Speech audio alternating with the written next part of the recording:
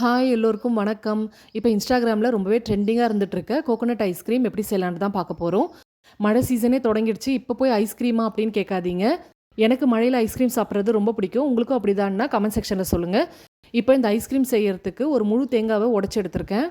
ஒரு கப் அளவுக்கு தண்ணி ஊற்றி நல்லா அரைச்சி திக் பாலாக ரெடி பண்ணி எடுத்துக்கணும்.